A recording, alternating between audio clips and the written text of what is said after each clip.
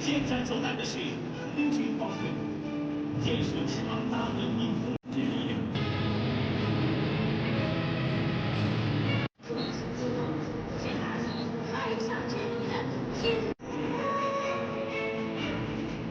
前列新型特种水雷能够自主识别国家。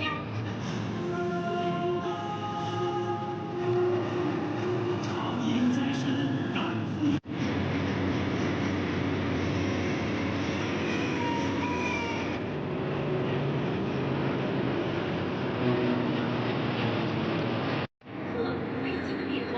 Sobat Antara, saat ini saya berada di Tiananmen Square, tempat adanya parade militer untuk memperingati 80 tahun kemenangan Perang Rakyat Cina melawan agresi militer.